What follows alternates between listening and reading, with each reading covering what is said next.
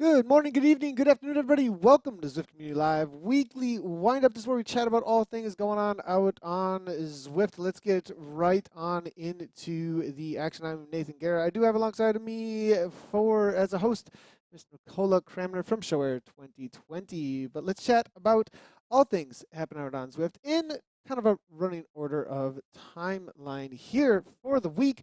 Last week, race number 5 in the SRAM Send It series did take place, and we do have race number 6 coming up this week. We also have coming up this week, it looks like Tour de France Rest Day, which is really interesting. Chat ride with SBS commentators Matthew Keenan and Robbie McEwen. So it'll be interesting to see how that plays out. Make sure to jump into that ride. More on that in just a few moments. Over the weekend, ShowAir 2020, obviously pro team out on Zwift that's been racing in the KISS Super League and then the Classics as well.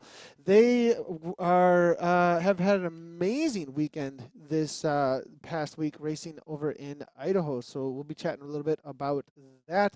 We also have an interesting thing taking place out on Zwift with a Prudential Ride London training with Danny Rowe. They're into week 13. This is starting to ramp up a little bit, and Zwift has been promoting it a little bit more. So be watching out for that as the Ride Prudential London is coming up pretty quickly here. Obviously, there's been the announcement of the Zwift Community Live Test Labs. We'll be talking all about what is going on with the test labs and why that is happening. Quick little shout out as well to Zwift Try. If you didn't know, Zwift does have a Try social space as well. And they recently did have another qualifier out there, Justin Lippert, it looks like, qualified for Kona this past weekend. So good to see going to the Big Island. Also in the weekly windup for this week, there was recently announced the map tour for the Down Under areas of the world. If you didn't see the announcement, Zwift Australia has its own Twitter as well as Instagram account, and they put that out into the interwebs recently. So they had a cool little video playing all about what is going on with that, as well as you can see all the events already listed over on zwift.com/events. There are a whole lot of them. The first one starts 3 p.m., I believe, today, my time. So that's just in a half an hour from now. It's early morning, obviously, for the lands down under. But you can see they're all listed already. The tag for it is Off the Map Tour. You can see them all listed on zwift.com/events, simply searching over there for Off the Map Tour. Stage 1, 2, 3, 4, and I believe it goes out to 4. Yep, it is 4. It is the winter training for the lands down under. It is winter there. Speaking also of the lands down under, obviously the Chop AHDR is still going on, so make sure to be tuning in for Chop Racing on Thursdays. We are still doing that, so we'll be chatting a little bit about how things played out for the Chop, and then we did have an amazing attack by Mr. Dan Bigham. 10 left for Kona, 7! There's somebody screaming there for a moment, but Dan Bigham, we'll chat all about what happened last week in the men's classic race as well. As always, if you do have any questions or comments, you want to jump into the broadcast with us here, we will have social media integration going on the entire time. Please bring all the questions and comments that you would like to the broadcast here, as I do update our social media integration here very quickly. It looks like somehow we got logged out of Facebook, but I'm watching all the comments there. We'll get it all signed in and ready to go. Welcome to the program, though, co-host Nicola Cramner. How's it going? You had a big weekend, and you were hanging out in Idaho right now, if I'm not incorrect. Yes, I'm in Idaho, and it was just a massive positive weekend, and I'm just oozing with gratitude. I got to spend the entire week with my team. They came out early to do some course recon for the UCI Chrono Kristen Armstrong, which is the only standalone UCI time trial in North America.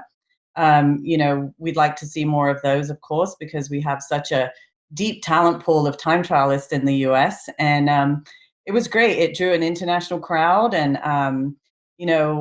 Chloe Daiger is on her way back up from a concussion last year, and she really came out fighting and took the win in the time trial. And Olga Zabelinskaya, formerly Russian, now Uzbekistan athlete, finished second. Olga had scored a bronze medal in London and a silver medal in Rio, and she is on her way to Tokyo as well. So it was a really solid result for Chloe to beat her in the time trial, significantly beat her, I might add, by a minute 50.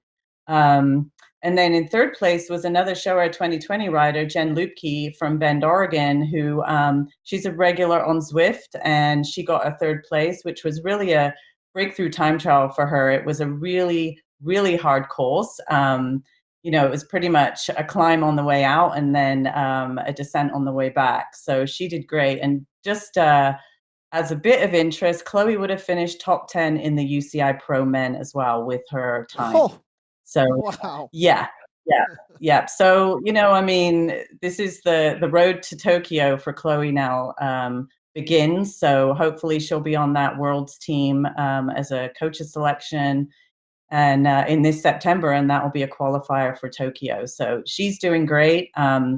Great week for the team. And then we had the Boise Twilight Criterium, which is an incredible criterium. It's downtown Boise, Idaho, right in front of the state capitol.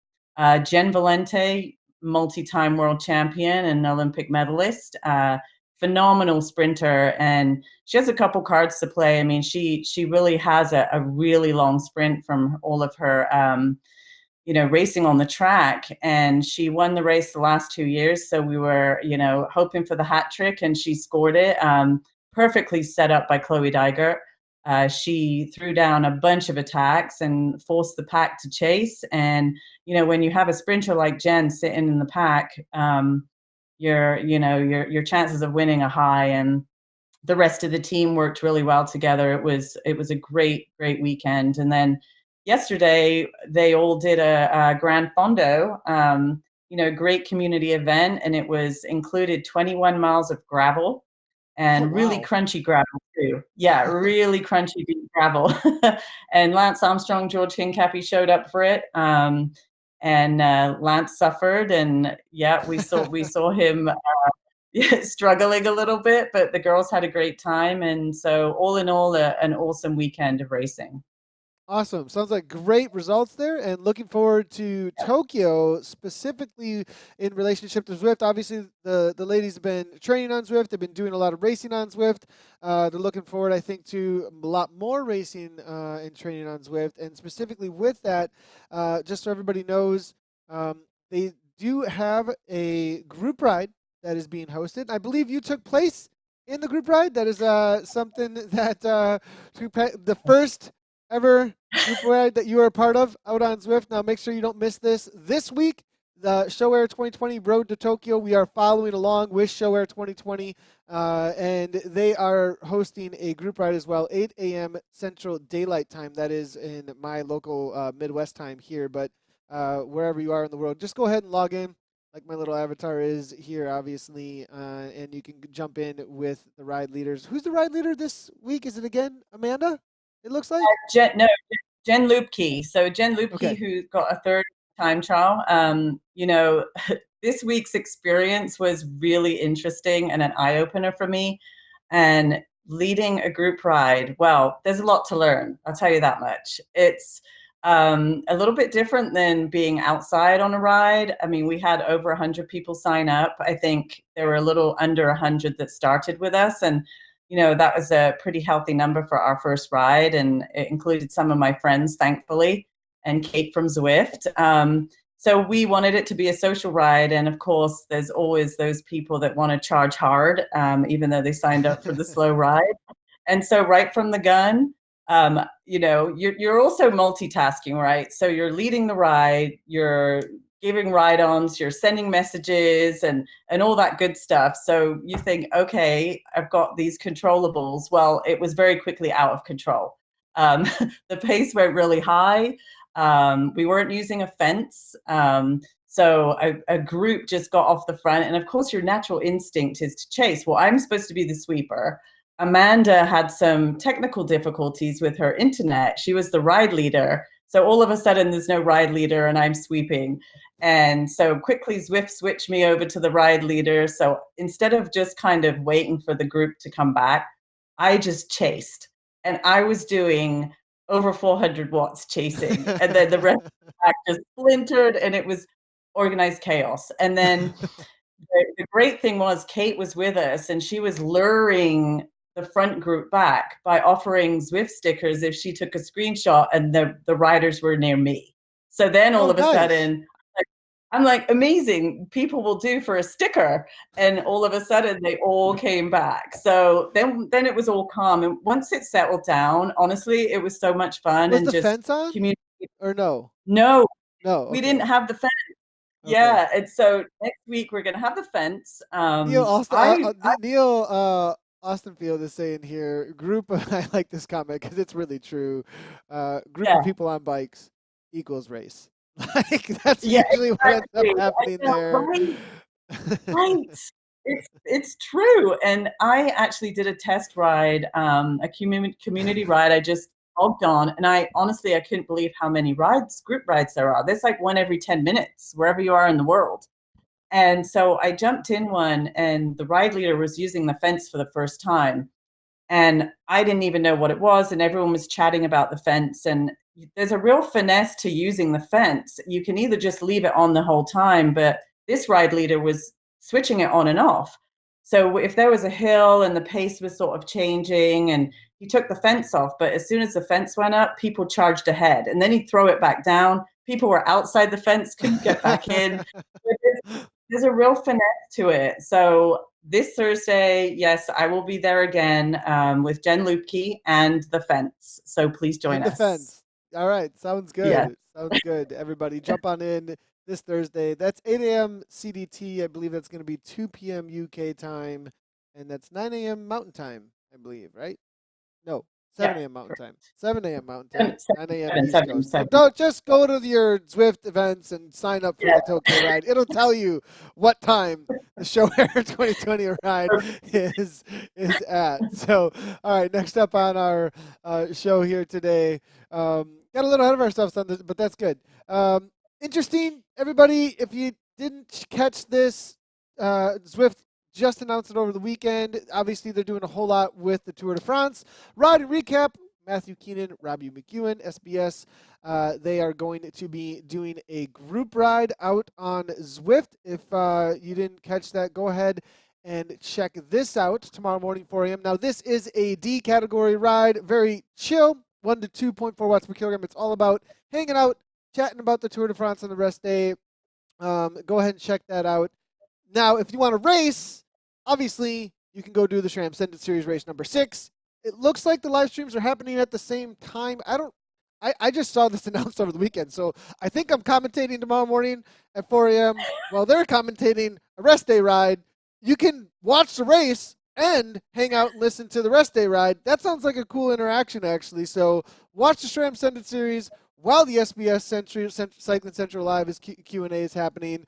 We'll be doing, me and Pat Shaw will be on the SRAM Send It Series for the final race while this is going on, which is kind of cool, actually. So that's happening, obviously, out on Zwift. Check that out. So then also, all right, I know you're all wondering, what did we just announce last week? Okay, what is going on? This is the hype. Well, I think it's the hype. But the Zwift Community Live Test Labs, it is out there. Go sign up if you want to be a part of all things next up in the world of esports for community testing. And I'm just going to go ahead and read this out exactly what the description is for the event for the test labs, because I think when we wrote this up, it was really in the spirit of where Zwift Racing and the broadcasts came from, like where this, where we started broadcasting on a, personal Twitch channel, which then became this like whole community of racers, which then became what we now have is this esports, sector of Zwift essentially. So if you got questions about it, I'm watching chat right now. please bring them. I know one of the main questions is going to be like, what's the background tweaks? What's the background tweaks? I can't tell you that right up front, but they're there. And let's just say I got a couple of chats that were saying, "Hey, is Nathan encouraging us to attack?" Yes, I'm encouraging you to not do the normal things you would do because you know Zwift. I'm encouraging you to take risks and have fun and race. Like, go race and let's see what happens. But Zwift Community Drive Test Labs is about developing the community racing scene as an esport. It's up on the Zwift events. Go ahead and jump on. I did change the C and D category to 3 laps so that we could cover all of the races in conjunction with each other as best as we possibly could. You might not have picked up on that. Um, so obviously, we want all just like the original. When back in the day when we were meeting up at the Watopia banner and I would cover everybody's category, we're going to go back to covering everybody's categories. We want everybody to be highlighted. So jump in there. That's 1:25 p.m. tomorrow. Central Daylight Time is the start. We will go live with a little bit of hype and explanation a little bit earlier at 1:15 p.m. CDT. So, and this is kind of like what we've been, I don't know, excited about, I think, Nicola, in the pushing the platform kind of a thing and doing the next things. And one thing I was chatting with you about was we want feedback from the women's side of things too. Like, if there's ways to help develop both, genders racing kind of a thing. Yeah. We'll have some athletes competing in the B group tomorrow. I mean, they're capable of being in the A group, but I think they wanted to start in the B group. And yeah, we're excited to just kind of mix it up and try some things and, give some feedback. And it's awesome to be able to be a part of this too and sort of developing this new thing. Yeah, so just so everybody knows, tomorrow, 2020 is going to have some women riders specifically joining the B category. This week, we did not schedule gender-specific races, so we're going to figure out, like, again, this is about what is the best racing situation we can possibly come up with. Right? Is it going to be mass start racing? Should we go to an E and everybody just races? Or are we going to have categories? Are we going to separate out genders? Like, it's a test labs, right? There's other tweaks going on in the background. So tomorrow's race is going to have offensive power-ups only. Okay? So no draft and no XP. Those two are off. Ghost, burrito, arrow, feather, all on. Offensive power-ups only. Encouraging attacking. Double draft is on.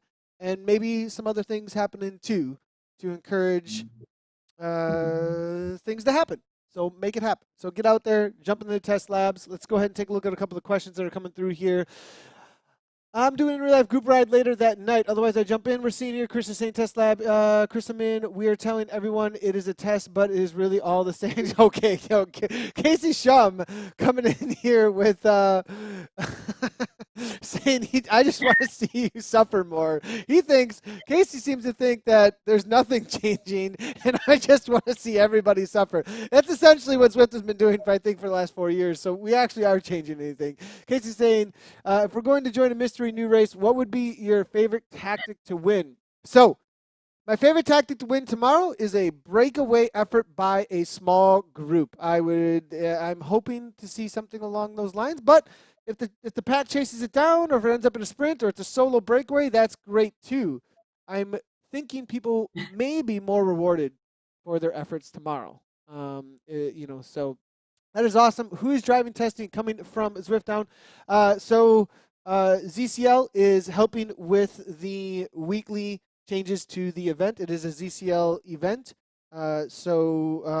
We will be looking for feedback from the community as well. So make sure to bring your feedback. I will be posting on the social spaces specifically for feedback from the community. I'll probably do it through some sort of a processing doc. Just a couple of quick questions. Boom, boom, boom.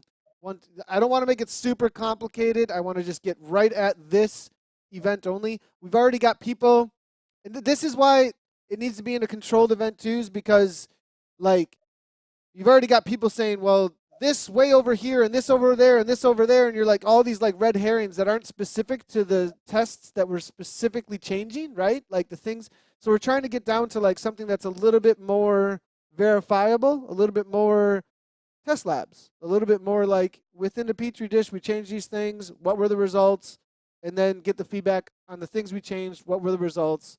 Because already you got people going, well, this is what needs to happen way over here and way over here. And it's totally unrelated to the stuff that might be changing. So we're going to make sure that it's really specific and down to what the community seems to think about what we change and what comes up. So sounds like it could be fun. Johnny Boy is saying, let's see what else is in there. Working HR monitor real names mandatory, right?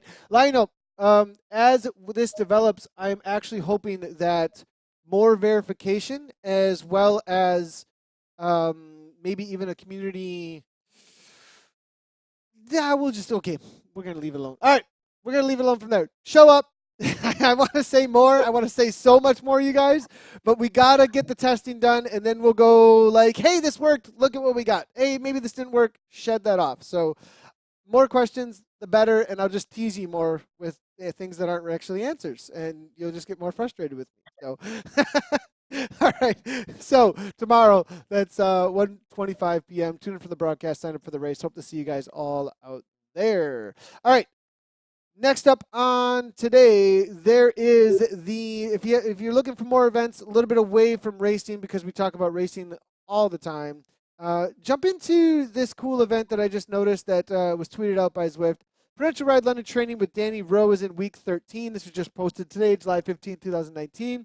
Welsh-born Danny Rowe is former pro road cyclist and three-time world champion and Olympic gold medalist in the women's team pursuit with Great Britain. Each week she is sharing her story preparing the 2019 Prudential Ride London 100 using the Prudential Ride London 100 Zwift training plan. So there's a training plan that you can jump into for the Prudential Ride London specifically if you want to go out and ride with Danny out on Zwift. Go ahead and check out those events. So we are into week 13. Training with Danny Rose. So make sure to check that out.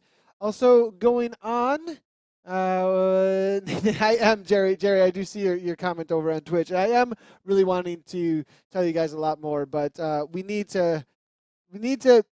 There's so much confirmation bias, right? There's so much opinion out there. We've been fighting about how to make Zwift better for 5 years. I mean, you could go back to the Zwift forums on Zwift Riders and see paragraphs upon paragraphs written by myself, by Glenn Knight, by all kinds of, written by people who are in CVR now in a totally different place. There's a lot of opinion out there, right? It's been a long time coming, but, we're going to leave it at that. All right. We talked about Off the Map Tour. Make sure you jump into that. Let's go right into the Zwift Classics, though. This last week was pretty amazing. We saw Scary Mary walk away with the Ghost power-up the week before. Then, in the, just this past week, an amazing attack by Dan Bigham in the final K. I don't know if I've seen this kind of a breakaway with 1K to go, though. Bigham just absolutely demolished this race. Here it is. A little bit of excited chatter over the top. Dan Bigham, Team Ribble, this is all in. 1 kilometer to go. Number 132 out on course. 10 watts per kilogram. 700 watts. This is huge. This is huge. To hang on to this. Might be it because it's 12 seconds. The pack is sleeping. They believe it's not going to happen. They think that they can just sit in. Where is the teams? Who is going to drive the pace? Dan Bigham, Team Ribble, this is all in. What happened there? Bigham goes and just walks away with this, and nobody responded. It was the craziest thing.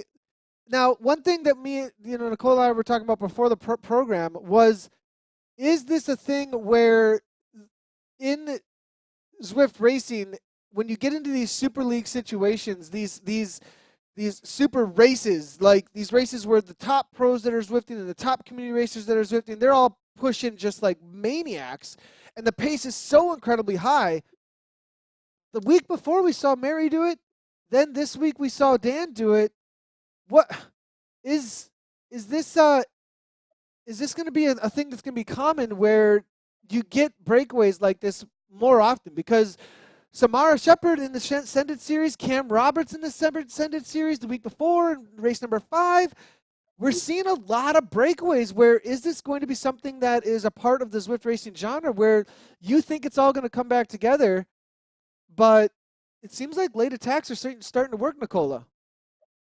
Yeah, I mean, I think with this new style of racing in the classics, it is a lot more aggressive. It's the girls after racing last week just said, it was off the hook hard. And I think that there's different opportunities, and I think people are starting to understand the rhythm of the race. I mean, for outside racing, there's, you can do the same races every year and you can get a feel for the course, you can get a feel for, typically, even though the peloton can be a little bit different, there's usually a certain rhythm to outside racing. And this is really developing into new strategies and new tactics. I mean, it's one of the reasons why I'm so enthusiastic about it, because it's adding a new element to something that can become very predictable. So there's a lot of unpredictability. People are taking chances, and I think racing on Zwift, you can just take those chances. And I mean, what's the worst case scenario? You don't win, or you drop back. It's a little different than outside racing. But I tell you what, I wish I could have seen this effort in person, him on his trainer doing this, because that effort is phenomenal. Yeah, it definitely is. And I know everybody that we did get some comments about the heart rate. He had a malfunction on the heart rate. It got stuck.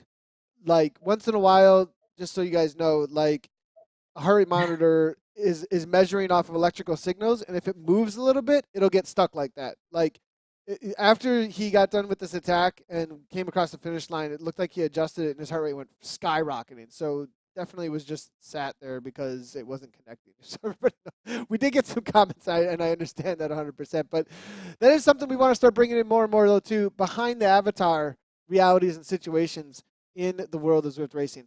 So also about the classics, make sure to watch out for the next up in them. We want to make sure everybody knows, because I think some people thought it was a series of races, but it is just one day classics, like you have classics in real life. This was announced on June 24th, actually, obviously, for those that are unfamiliar with the Zwift Classics. The results are up currently for London International, as well as the Apple app, as well as a race report. But upcoming Zwift Classics are going to be the Richmond Challenge coming up on Wednesday, August 7th, and then Trofeo Bologna for the men's race there on August 14th. I probably demolished that name there. September 4th there for Innsbruck, and then it's going to be Watopia Cup on September 5th. So make sure to tune in for those, mark those dates for the next upcoming Zwift Classics. Then also happening in the world of racing out on Zwift, we have the Send It series that's obviously been going on. These were some amazing attacks this past week. Again, Samara Shepard walking away with it, though. It's a little bit late in the series, though, for her to be taking this down. But here's what happened. Real quick little highlight as she showed everybody how to climb Leith Hill. Oh, it's Samara Shepard that we're looking at 186 beats per minute, 290 walks away out on Leith Hill and takes the win again. Then after that, and just in time, Bree Wilson, it looks like, here with the kick and the arrow power up now, as we do have Williams here able to come across. It looks like Williams trying to get that last little bit from her teammate, actually, and at the line, it looks like Wilson just Taryn Heather here. It was just in time. Bree Wilson, it looks like, here with the kick and the arrow power up now, as we do have Williams here. But so amazing racing this past week in the SRAM Send It series. I wanted to talk a little bit about the results, though, and how they've been going. If you haven't been following the SRAM Send It series, the women's side of things and the men's side of things, Samara Shepard's been showing up lately. She's been winning the races, but she started racing pretty late in the series, so is unable to take the series overall. Here's the current standings here in the SRAM Send It series. Sammy Brandon, number one in the community. Ollie Jones sitting there for the turbo there, 688. I'm not sure he can close that gap down. 160 points, but I'm not sure where he stands. It's your best of 5. Not sure what his worst result is out there. Cameron Roberts for the NRS, though, invited teams. So he is currently sitting first overall amongst the teams that were invited, and racing for Vision in game in real life. I believe it's GPM that he is riding for it. On the women's side of things, we were mentioning Samara. She jumped up from like way outside the top 10 all the way to 6th place with 540 points and 2 wins for her last couple here. Since it is 160 and she's only got 4 races in, she can jump up a solid number, but 704 for Bree Wilson currently here. Not going to be able to make that happen, it looks like, to take the win in the overall. But Samara could jump up onto the podium there in the women's side of things if she does take another win, obviously, or even at 152 or 144 for the point structures you can see here on the right-hand side. Team standings currently Indoor Specialist dominating with 15 results. Vision Cycling right there, but 400 points behind. So obviously Indoor Specialists have been showing up in force. Innovation also with 15. It's going to be a battle here between Vision, it looks like, and Innovation on the men's side of things to hold on to that second place in the team standings for the SRAM Ascendant Series. Vision here with the women's side of things dominating this. I'm not sure they're going to be able to catch up with Team HDR or Velocity here for the women's side, so it looks like Vision might be walking away with this one, as long as they get some participation in the last race. So, all right, next up on the show here, we are chatting about the chop. So last thing in racing, this was pretty cool little attack here. Now, if you guys don't know who Pete Donahue is, he is Pete Donahue has a Zwift tattoo on his leg. Okay, so Pete Donahue is like a super community member. Okay, like amazing guy, and he helps with the Zwift Fitness Facebook group, and he helps organize the Chop Racing alongside AHDR and a few others out there. So Pete Donahue, was pretty cool to see him this past week take the win in the Ds. And the Ds won again in the Chop this past week. We need to get some more A's and B's and C's out there because the Ds keep on winning. Here's how it went down with Parslow and Donahue battling it out. Parslow with, it looks like 10 watts per kilogram coming from Parslow, absolutely demolishing this sprint now. It looks like, will he be able to hang on? That's going to be the question. Parslow with 10 watts per kilogram, but Pete Donahue comes through at the line, it looks like. And Pete Donahue for Team ZF now, followed up by last week's winner, Johnny Boy. So amazing result there, it looks like, for Donahue and the Ds. They're able to throw down and take the win. Nicola, you didn't know about the Chop Racing so much. You were like, hey, I want to check this out. Like, let's quick conversation, like questions about what's going on here. Like, it's essentially a team time trial. Like when it comes to with categories here, getting a couple of, it's really early morning though for you guys to jump into the races, but it's a cool situation where it's not as much about the high end. Or even like scratch racing. It's essentially like get out there and race, but also get the absolute best workout you possibly can because everybody in the category is pushing like a team time trial. Interesting. Yeah. That's, there's in track racing, there's all kinds of fun events you can do, and you don't usually see that on the road. And so, yeah, this format is new to me. Hopefully we can see more of this fun stuff rather than just the traditional racing. Yeah, I think that's a big ask a lot of times from the community here. All right, let's go ahead and do a little bit of chatter before we end the show here today. Bring all your questions from everything we just went over in the weekly windup. We were trying to keep things faster on the weekly windup, a little bit more of boom, boom, boom, here's what's going on, go check it out. Lionel Villasen, though, wants to have a little conversation here about the rules. Lionel, there is a conversation happening around these rules when it is Zwift official. These are Zwift official rules for Zwift official events that Zwift owns specifically, and then there are community entities that run KISS, 3R, etc., that have their own rule set as well for their results, right? And so you're taking from the Zwift official spaces like classics and things that have prize money on the line a lot of times. So we will have, with Zwift Community Live, a development of our own rule set. We might borrow some from the Zwift official stuff there as well, but that is a different rule set. Heart rate monitor will be required, though, for the Zwift Community Live, so no worries there. Looking through some of the other comments here. Casey says that he coached his team through, let's see here, this is an interesting comment, because I was wondering what happened here. coached our team to trust other big teams to cover gaps. That was for the Zwift Classics where Bigham just walked away. So we kind of waited to chase as we expected Canyon teams and Rowan King and other big powers to jump and pull it back. It looks like everybody was sleeping and wasn't taking care of closing that gap down. And Bigham was just able to walk away with it there. We are seeing another comment here saying, Lionel saying, most of us were focused on the screen. It was asking by Zwift to race with real now. Okay, we're seeing here. Same for Bigham. You're responsible for your equipment. We're hearing here from Lionel's. Oh, interesting to see here. Is there a little bit of a like, are the results okay? Question there. Interesting to see. I think Lionel's point here is that 5 to 6 Zwift official rules broken for the Zwift Classic with no sanctions. Interesting. Let's see if we can get comment from Zwift on that. I'll see if we can get something for that on the next weekly windup, as we definitely want to know what's happening there. Is that interesting to see if the results are just provisional right now? Because here's the thing. I do know that when it comes to the official results, the London international results were just posted this past week, so they were taking some time to get some verification. Nicola, it's a little different than in real life racing. You go across the line, you go to anti-doping, there's the line. You look at the camera, what happened. But when you got to verify things at a distance, there's a little bit more that goes into it. And I think you guys have maybe a little bit of experience with interaction with post race that might not be right there in real life.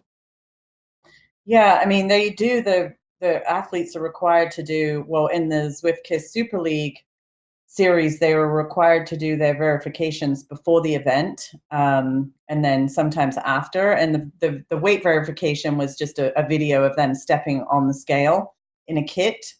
And, it had to obviously be time stamped and all of that good stuff as well. And then post race, because there was prize money involved, then they would have to send power files or give Zwift access to their power files. In the classic that we already competed in, was a little bit different. They didn't require the verification up front because we're already verified athletes. And, we've been working with Zwift now through that whole Super League series. So we would be classified as a verified team, I suppose. And then the top 3 were asked to provide power files and probably do their weight verification post-event as well. Gotcha. Yeah. Okay. So we are seeing it's mainly about equipment issues. So, at a certain point, Casey, I have to agree with you there on the equipment issues and having. Well, first of all, the question on not being able to use certain equipment in game is just kind of weird to me. Isn't that part of the gamification? Like, if you earn some equipment in game, just be able to use the equipment that, like, get your best setup. Like, what do you like, Nicola? Yeah. You guys have probably an array of equipment in real life that you can choose from your bike company. Exactly. I mean, we have an arsenal of wheels. We take our bikes to the wind tunnel. We have super aerodynamic time trial bikes, and we provide the best equipment possible to our athletes to be able to perform at their best. So yeah, I mean, that's an interesting topic. Yeah, why wouldn't you, especially in the sort of the gaming side of it, just be able to do your research and pull out the best equipment for the job, 100%. And I think also rewarding people for the efforts that they put into riding out on Zwift as well. Casey, I'd have to agree with you. There isn't much to interpret these rules. Infractions were no HR at all. We're not using given names and had an unapproved in-game equipment. There isn't much to interpret. The only one to review is the faulty HR monitor. So I'd have to agree with you there, Casey. And a crackdown would make things taken a little bit seriously. We don't need to worry about melting witches and snowflakes, as it might hurt some feelings. But it doesn't matter if it's hurting feelings at a certain point. If we want to take racing seriously, melting is just fine. And we need a Dorothy. Where's the Dorothy gift on I'm melting? Dorothy, I'm melting gif. I'm just gonna or meme. I'm just gonna find it. real quick here. And I didn't mean to. She says, I didn't mean to. I didn't mean to hurt her. I can't remember exactly what she said. I actually posted on a Facebook comment just the other day because it was a Zwift thing too. Because it was about somebody like there was something going on in a Zwift thing, and she's like, "Oh, I didn't mean to hurt her feelings." It's that, well, she's dead. You've killed her, and then whatever. I'll get off the Dorothy stuff here. Okay, so Neil Owens is saying there was a big point made about the rules. We want transparency. We want racing to be as fair as everyone as possible and the best right. Okay, this is a good comment here from Neil, I think, and I'm going to bring this in real quickly, and then we'll end on a go race the test labs tomorrow. But there was a big point made about the rules. We want transparency. We want racing to be fair to everyone as possible. The best rider winning. We don't want people kicked out of races, but if you don't enforce them in this round, it becomes impossible to enforce them later. Do it now, and it makes people think for the future and reduces the chance of these errors and helps to level the playing field. If not implying any advantage was gained in insistence. And good call there, Neil. And Nathan trying to explain to me. You laughing at me here, Carissa? So I agree 100% there, Neil. And we should have enforcement there. We should have a transparency. I do like all of that. And you know what? Tomorrow you could be a part of something that's pretty awesome that is going to try and aim at those things as well. So jump on into the test labs tomorrow. Nicola, are you going to race tomorrow? Well, I was intending to, but I forgot I'm going to be on a plane. So no, I'll do it next week though. Yeah, I was going to do the D group, the slow group. Just to check it out, see what's going on. Yeah, but I will. It'd be great to have you out there definitely for sure. And right now, I do on Zwift is research for me. It's all new, so it's exciting. Yeah, can't wait to do it. But we will have athletes in the B group, so join them, please. Jump on in to Zwift Community Live Test Labs tomorrow, and just also watch out for all those snowflakes out there, everybody. No melting. As cheers, everybody. Nicola, thanks as always for jumping in with us, and appreciate your time so much. And we'll see you maybe tomorrow for the some of the race if you can tune in. Everybody, thanks a lot. Appreciate all the viewers out there tuning in. If you haven't done so already, hit that follow button, subscribe, all those different things that you can do. We are live on YouTube, Mixer, Twitch, as well as Facebook.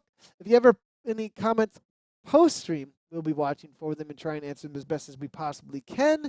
We will be live again for the Shram Sended series, 4 a.m. Central Daylight Time, 10 a.m. UK time, and 7 p.m. Australian Eastern, I believe it is. So tune in for that. And as well, obviously, the test labs tomorrow. Thanks, everybody, for tuning in. And as always, right on.